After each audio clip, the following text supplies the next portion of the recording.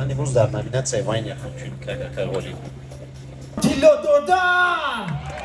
Абсолютно заслуженная тройка финалистов в данной номинации.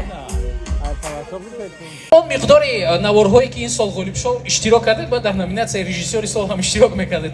Саломат агар шумо ба тамоми гӯшаву канори дунё ба мисли мо сафар карда хоҳед ба ватсапи авиакассаи Шаҳноза занг бизанед. билетҳои арзон ва боваринок аст. дар кадом номинатсия шумо имрӯз ҳунарнамоӣ мекунед? агар ман хато накунам шумо дар номинатсияи вайн ҳастед. вайнери беҳтарин ғолиб шуд дар номинатсияи вайни беҳтарин ванек XXL бигзор худашон бигӯянд. марҳамат. من امروز در номинации «Ваня» همچون роли. наход рақибон якҷоя дар роҳрави сурх якҷоя биёд. мо бародаре хостем ки якҷоя бигзарем. ана мо дар номинатсия ҳам вайнери солем ҳам ҳунарманди сол. акнун он миқдори наворҳое ки ин сол ғолиб шуд иштирок кардед ба дар номинатсияи режиссёри сол ҳам иштирок мекардед.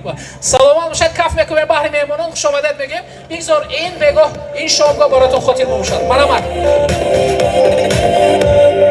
ковид аст ва ду духтур дар инҷо. доктор ковид дар дасти мо ва Абсолютно заслуженная тройка финалистов в данной номинации. У нас сегодня в зале есть приглашенный блогер-спортсмен, знаменитый, выдающийся спортсмен. мо номи ҳар се нафарро алоҳида мегирем. инак якум Фаридун шуд, дуввум Ғолиб ва сеюм бошад Азам Занҷабилбуро. дар номинацияи вайнери сол ғолиб шуд блогере ки ман бисёр ва эҳтиром мекунам. номи вая шумоям медонед.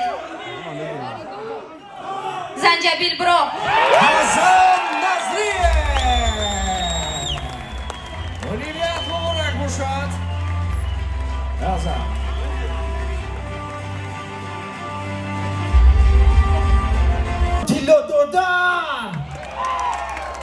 рағбат барои ассотсиатсияи блогерҳо гарани уровни баланд ва гузашт тайёриётон мощный бад як қарсақ барои ассотсиатсия. рағбат барои бачаҳои раён ҷоиза бачаҳои раён барое ки ҳама санъатчаи мо аз зиндагии мо персонажҳои мо реали персонажҳои ҳама дар раҳмат блогерҳои ҳама блогерҳо дар пешравӣ ҳамаро наз мебинам. дӯст медорам бародаро.